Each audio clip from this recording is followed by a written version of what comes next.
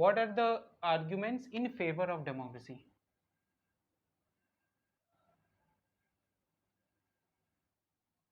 This is for. ठीक है, let me give one line so that you can separate both of them.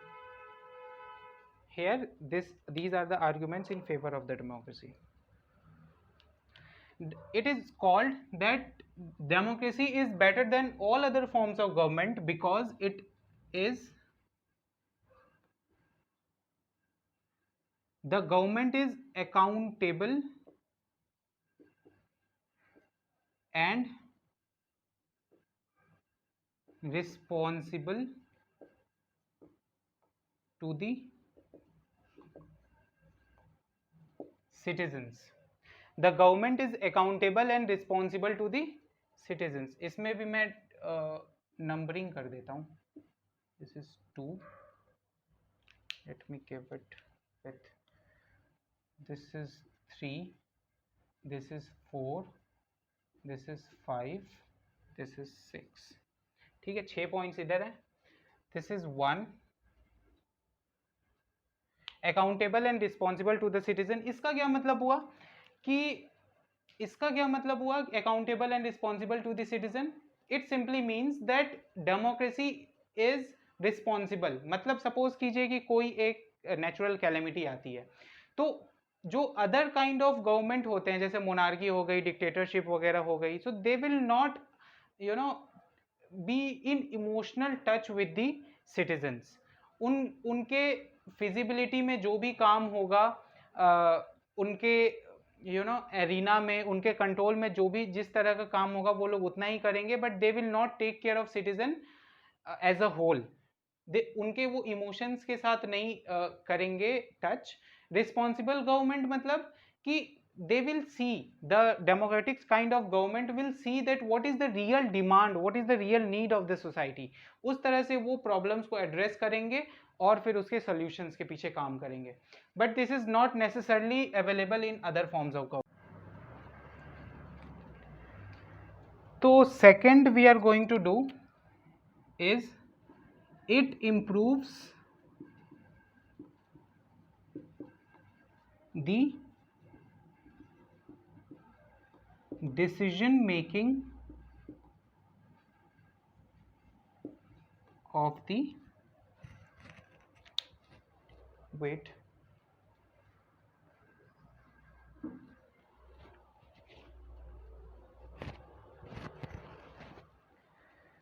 so it improves the decision making of the government. How does it improve the decision making of the government? Because it is based upon, the decision making is based upon the elaborate debate discussions and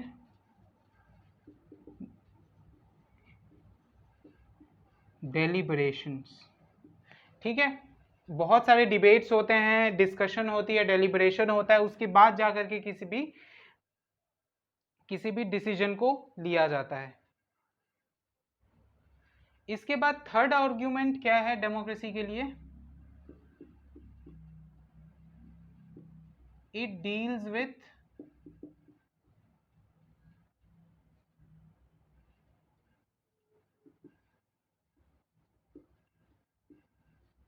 differences and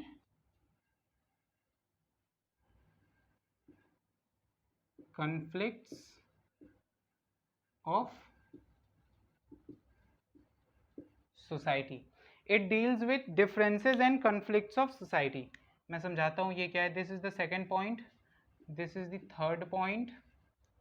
ठीक है, मैं बताता हूँ what is this it deals with differences and conflicts of the society. मतलब देखिए, there is no winner or loser in the democracy. ठीक है, कोई भी विनर या फिर कोई भी लूजर नहीं होता है डेमोक्रेसी में. हो सकता है जो अभी जीत रहा है वो कल को ना जीते. तो there can't be any kind of dominance, monopoly in this society of any particular section. ऐसा नहीं हो सकता है कि कोई भी पर्टिकुलर कास्ट के लोग जीत जाएं और नेक्स्ट टाइम वो नहीं जीते. There is a fair chance that in the next election they can lose. तो कोई भी अपना डोमिनेंस और मोनोपोली नहीं स्टैब्लिश कर सकता सोसाइटी में, जिससे there will be a fruitful relation can be established in the society and we can avoid the conflict and the differences of the society very easily. और इसी वजह से इंडिया को यूनिटी इन डाइवर्सिटी भी कहा जाता है. The Indian culture is also called unity in diversity. So third thing, bye the way मैं एक बात बताता हूँ, India is the biggest democracy in the world. ठीक है, India is the biggest democracy in the world, not the oldest but the biggest democracy in the world. Why? Because सबसे ज़्यादा population China में है, that is not democratic. Second population India में है, which is democratic government. Okay, what is the oldest democratic government? USA. चलिए, तो what is the third point? It enhances the dignity of the citizens. It enhances the dignity of the citizens. How does it enhance the dignity of the citizens? Because there is equality in the society. In the frame of law, everyone is equal, treated equally. Okay, in the eye of law, everyone is treated equally. So ऐसा नहीं हो सकता है कि कोई particular इंसान बहुत ज़्यादा राइट्स हो, उसके पास प्रिविलेजेस हो, और किसी के पास प्रिविलेजेस नहीं हो. अगर वोटिंग राइट है तो सबके पास वोटिंग राइट है. अगर राइट टू गेट एम्प्लॉयड है तो सबके पास है. राइट टू प्रोफेशन है सबके पास है. Right to belief, right to profess religion है तो सबके पास है. So there is equality in the society. What is the this is the fourth one. What is the last that we are going to discuss is the fifth. Fifth मैं लिखता हूँ, see this is थोड़ा सा ये complex हो गया, but all दो you can understand everything is separated. मैं थोड़ा सा इसको सेपरेट भी कर देता हूँ ताकि आपको ईजी हो. This is the another point, this is the another point, this is the another point. और बाय द वे मैंने नंबर भी लिख दिया है, first, second, third and fourth. What is the fifth one? कि it gives us chance to correct ourselves. इसका क्या मतलब हुआ? It gives us chance to correct ourselves. मतलब देखिए, सपोज कीजिए कि कोई गवर्नमेंट है, वो कोई ऐसा डिसीजन ले रही है जो कि हमारे फेवरेबल नहीं हो. तो उस कंडीशन में हम क्या करते हैं कि गवर्नमेंट के स्कीम्स को उसको एक्सपोज करते हैं. Media, we have press, so we expose government scheme, जिससे कि गवर्नमेंट विल बी प्रेशराइज्ड और उनको ना चाहते हुए भी उस डिसीजन को बदलना पड़ेगा. First thing, so we can correct our mistakes. ठीक है, वी कैन करेक्ट आवरसेल्व्स. अगर तब भी गवर्नमेंट ने नहीं बदला, हो सकता है कि गवर्नमेंट नहीं चाहती हो बदलना, उनका अपना कोई पर्सनल इंटरेस्ट हो उस पॉलिसी को इम्प्लीमेंट करने में, तो हो सकता है नहीं बदला. तो we have the another option, that is the election. अगली बार हो, आप उसके खिलाफ वोट कर दो, आप उस पार्टी को वोट ही मत दो, उस लीडर को बनाओ ही नहीं, उसको रूलिंग पार्टी में आने ही नहीं दो. ठीक है, so we have a fair chance of winning, we have a fair chance of correcting ourselves in the democracy. So this is also the most effective and the most important argument in the favor of democracy, that it gives us the fair chance. इसमें कुछ नहीं हो सकता. Other forms of government में अगर वो जैसे भी पॉलिसी इंप्लीमेंट करे, हो सकता है अभी वो अच्छा हो, लीडर बनने के टाइम वो अच्छा हो, कल को वो बुरा हो जाए, कल को वो अपने इंटरेस्ट के बारे में सोचने लगे, उसको ग्रीड हो जाए, लालच हो जाए, वो कुछ और पॉलिसी इंप्लीमेंट करने लगे. तो हम बदल नहीं सकते किसी और गवर्नमेंट को, but we can change the democratic government. So this is the against argument of democracy, this is the arguments for the democracy. अब देखिए, स्टेप इन सब को मैं एड्रेस कर सकता हूँ एक एक करके. All about power play and money power, it can be checked by making the laws. तो इसको तो हम ऐसे ही खत्म कर देते हैं.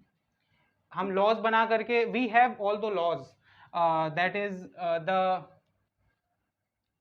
The people representation act.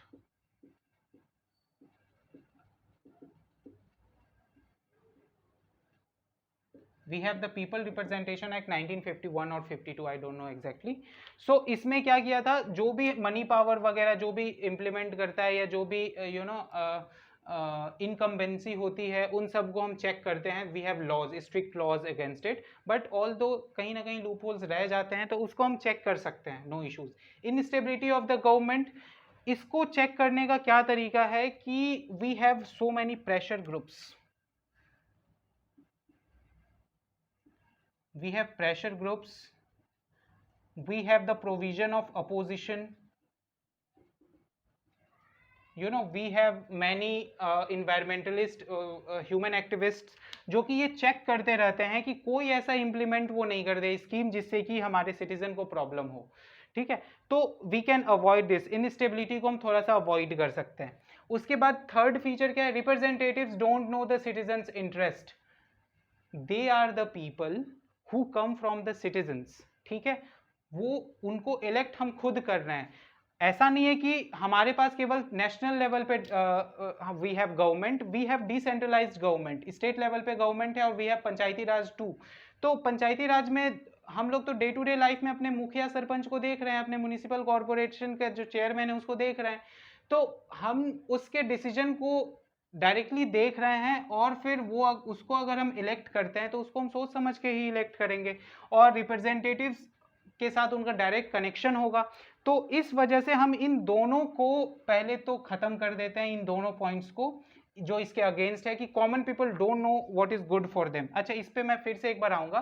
Bye the way, representatives का normal interaction day to day basis पे होता है, तो they know what the people know want.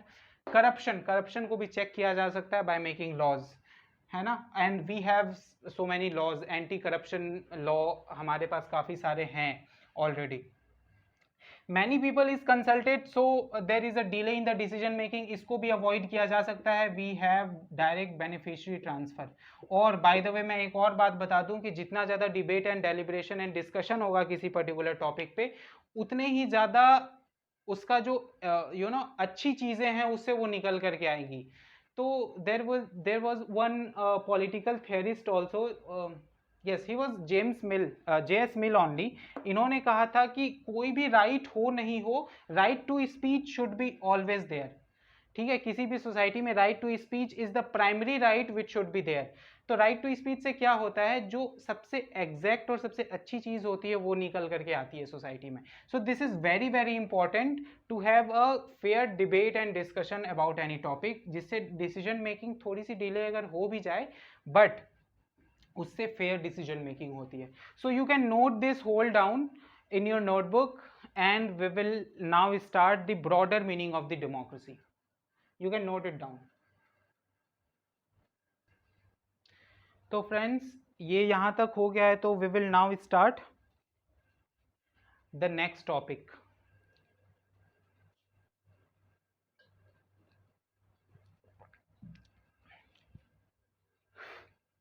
So अब हम लोग देखेंगे what are the broader meanings of democracy. अभी तक चलिए इसको मैं रब कर देता हूँ जल्दी से. We need a fresh board for this. This is the very very interesting topic, by the way. अभी तक जो जो हमने पढ़ा है, that is democracy, but there is something else also that should be addressed.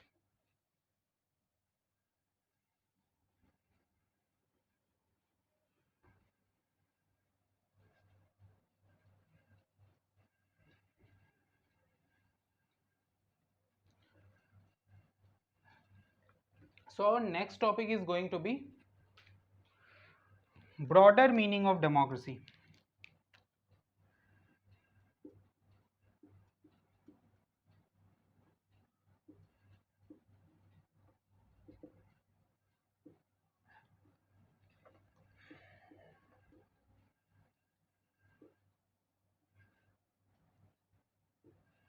Broader meaning of democracy. देखिए, इस topic में हम क्या डिस्कस करेंगे कि अभी तक जो हमने देखा था till now, we only discussed descriptive meaning of democracy.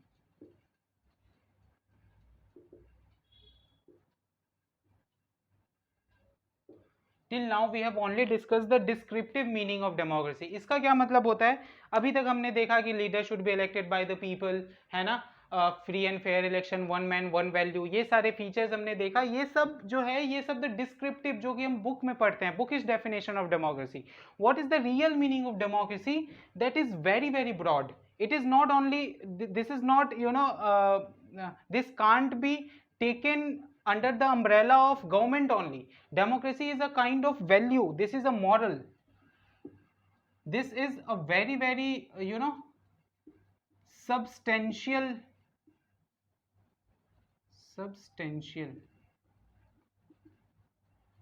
concept. This is a value. Democracy is a value. Democracy is a moral.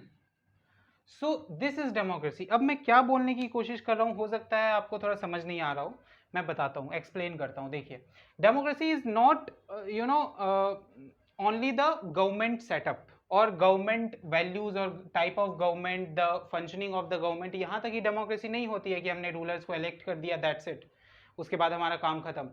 Democracy is much bigger than that. Democracy is there in the society. Democracy is there in the humanity. मतलब क्या हो रहा है इसका, कि हम लोग देखते हैं कि we have gender inequality in our society.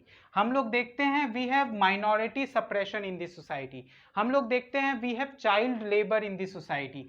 हम लोग देखते हैं so many social issues are there in our society which is not democratic. Democratic means it is for the people, by the people and of the people. People के लिए हो, people के द्वारा हो और पीपल का हो. ठीक है, हिंदी में उसको ऐसे कहेंगे.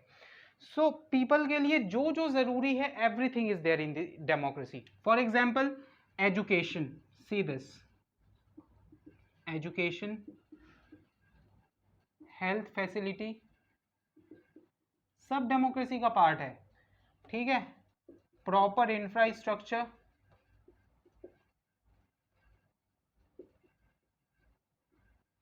Everything is democracy.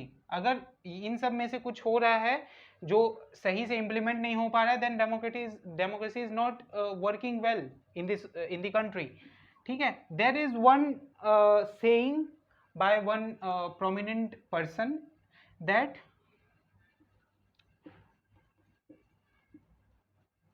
I will not write in the in double inverted comma. मैं इसको नॉर्मल लिखता हूं, आप इसका सेंस समझिए. Democracy will not be in true sense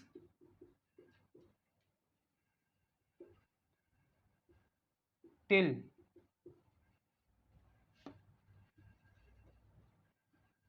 any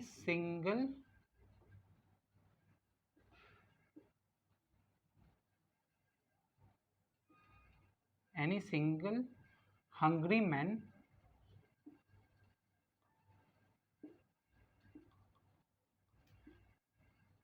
go to bed. मतलब क्या हुआ कि डेमोक्रेसी अपने ट्रू सेंस में तब तक नहीं आएगा जब तक कि कोई भी एक इंसान अगर बिना खाए सो रहा है, तब तक डेमोक्रेसी ट्रू सेंस में इस्टेब्लिश नहीं किया जा सकता किसी भी सोसाइटी में. Democracy is what? Democracy is equality. Democracy is freedom, equality in every sense. चाहे वो जेंडर इक्वालिटी हो, चाहे वो कम्युनिटी इक्वालिटी हो, चाहे वो रिलीजियस इक्वालिटी हो. काफ़ी सारे सोशल टबू, सोशल इश्यूज हैं हमारे पास जो कि डेमोक्रेसी को अच्छे से फंक्शनिंग करने से रोक रही है. ठीक है, we have caste system which is the very very harmful element of our society. ठीक है, वी हैव कम्युनलिज्म, है ना, we have gender inequality, gender disparity, we have so many different types of regionalism is there. ठीक है, so these are the hindrances to the democracy which should be checked. तो इन सब points को, equality, freedom, इन सारी चीज़ को अगर हम incorporate कर लेते हैं डेमोक्रेसी में, तो डेमोक्रेसी अपने रियल सेंस में इस्टेब्लिश की जा सकती है किसी भी सोसाइटी में. I hope you are getting this.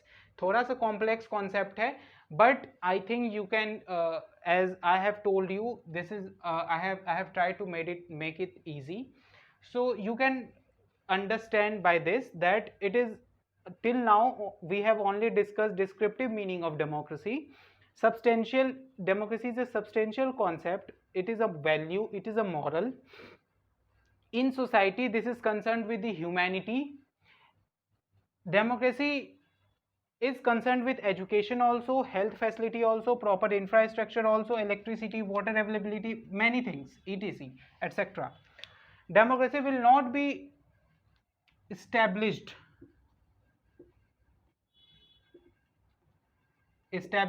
in true sense till any single hungry man go to bed. ठीक है. इक्वालिटी है डेमोक्रेसी में, फ्रीडम है, ये पूरे सोशल वैल्यू की मैं बात कर रहा हूँ, पॉलिटिकल राइट्स की नहीं बात कर रहा, सोशल राइट्स की बात कर रहा हूँ. सोशल सोसाइटी में ये सारी चीज़ें अगर इम्प्लीमेंटेड हो properly, then we say that society is a democratic society. Society, केवल नेशन ही डेमोक्रेटिक नहीं हो सकता, एक फैमिली भी डेमोक्रेटिक हो सकती है, एक स्टेट भी डेमोक्रेटिक हो सकता है, एक सोसाइटी भी डेमोक्रेटिक हो सकती है, एक कम्युनिटी भी डेमोक्रेटिक हो सकती है, और पूरा वर्ल्ड भी डेमोक्रेटिक हो सकता है. So this is the whole concept of democracy, and here ends the chapter also. So guys, अगर आपको अच्छा लगा है, आपको समझ आया, मैंने कोशिश की कि आपको अच्छे से अच्छे, बहुत ही इजी वर्ड्स में, बहुत ही easy examples, proper chart and all के थ्रू मैं समझाने की कोशिश करूं. अगर आपको समझ आ रहा है, मेरे वीडियोस अच्छे लग रहे हैं, तो प्लीज़ जाकर एक बार सब्सक्राइब कर दीजिए, and do like the video. Comment करके भी बताइए अगर आपको और थोड़ा मुझसे कुछ और ज़्यादा जानने की ज़रूरत हो, कुछ और अगर आपको सीखना हो, क्यों किसी नई टॉपिक पे आप वीडियो चाहते हैं, then please do comment, and do not forget to subscribe, so it keeps me motivating, guys. So bye, अपना ख्याल रखिए, take care and be happy always. See you in the next video. Thank you.